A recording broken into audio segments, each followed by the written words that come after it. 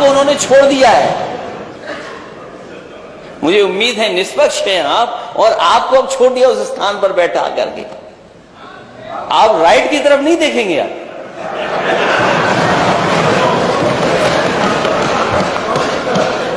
आप केवल लेफ्ट की तरफ देखिए।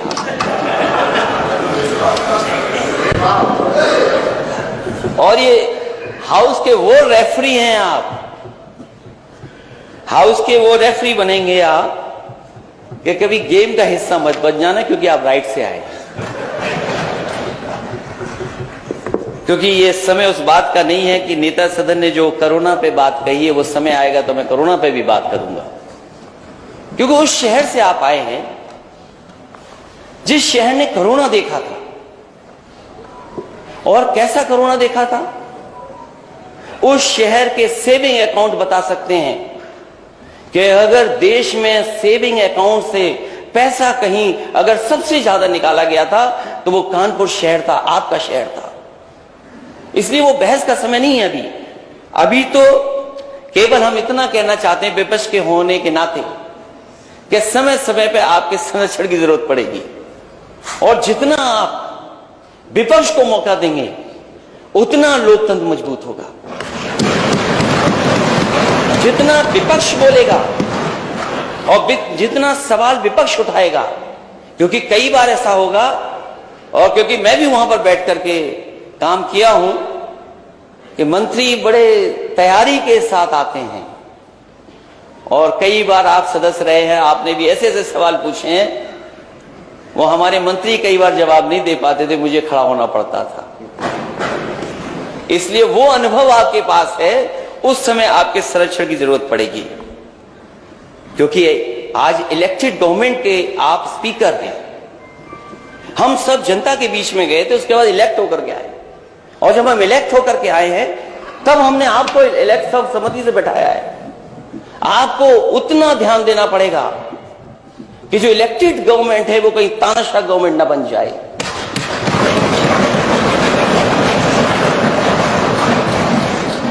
इसलिए जहां आप लगभग 35 देशों में घूम करके आए, ये बात तो मुझे पहले पता होनी चाहिए थी अध्यक्ष महोदय, ये बात तो मुझे पहले जानकारी करनी थी। आपने प्रयास नहीं किया ना।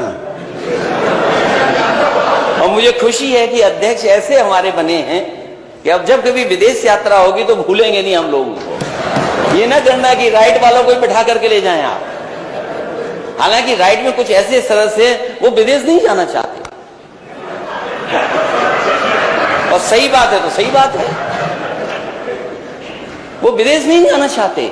और ये बात मैं इसलिए कह रहा हूं अध्यक्ष महोदय, उनका नाम मालूम हो तो बता दिया, शुरू से आसानी हो जाएगी। आवाज मैं बात को आगे नहीं बढ़ाऊंगा अध्यक्ष महोदय। मैं इस बात को इसलिए कह रहा हूं कि विदेश जाने का कुछ लाभ भी है। मैं उन लाभों की बात नहीं कर रहा हूं जो कभी कभी कुछ लोग उठाते हैं सवाल। ये जो एक्सप्रेस वे की बात नेता सदन कह रहे थे, मैं यकीन से अध्यक्ष जी कह सकता हूं, अगर मैं विदेश नहीं गया होता तो शायद देश का सबसे अच्छा एक्सप्रेस वे नहीं बना पाता, और मैं अगर विदेश नहीं गया होता तो शायद आपके शहर को भी मैं मेट्रो नहीं दे पाता। और जब मैंने विदेश की बड़ी बड़ी इमारतें देखी, आज तो हम ये जो इमारत जिसमें बैठी है ब्रिटिश जमाने की है, ये हमारी आपकी नहीं बनाई हुई है, किस जमाने में बनी थी। और मुझे खुशी है इस बात की कि चाहे हमने ब्रिटिश परंपरा को निभाया हो, आप छिपे नहीं हो, हमने घसीटना नहीं पड़ा हो, लेकिन नेता सदन जिस बिल्डिंग में बैठते हैं वो आजाद भारत में समाजवादियों की बनाई हुई है। अभी मैं उस बहस में नहीं जाना चाहता हूं कि टेबल बड़ी बजाई गई थी कि 3 लाख जाने कितना 1000 करोड़ की सहमति हुई है। अध्यक्ष जी आप उस पद पर हैं, हम आपसे बहस नहीं करेंगे, क्योंकि सच्चाई आप भी जानते हो, सच्चाई मैं भी जानता हूं। और जो सदस्य बोल रहे हैं अध्यक्ष जी, इनको कमरे में आकर बुला करके बता देना। अध्यक्ष महोदय, जो माननीय सदस्य बोल रहे हैं, मैं आपसे कहूंगा कि अपने कमरे में बुला करके उन्हें दिखा दीजिए, तो शायद मेरी बात का यकीन न माने, आपकी बात का यकीन मान जाएंगे। मैं इन्हीं शब्दों के साथ मुझे खुशी इस बात की कि एक बहुत अनुभवी व्यक्ति और एक ऐसे अध्यक्ष का मुझे बधाई और धन्यवाद देने का मौका मिला है जो समय और आज की परिस्थितियों को समझते हैं। वो जानते हैं हम दुनिया में कहां खड़े हैं, वो जानते हैं कि हमें कितने कठिन रास्ते आगे तय करने हैं। जिस प्रदेश में और जिस प्रदेश ने इतने प्रधानमंत्री दिए हो, उस प्रदेश का नौजवान अगर फांसी पर लटक जाए क्योंकि वो अपना कैरियर नहीं बना पाया, शायद उससे बड़ा दुख नहीं हो सकता। आज ही जब हम आपका स्वागत कर रहे हैं, मुझे दुख है इस बात का।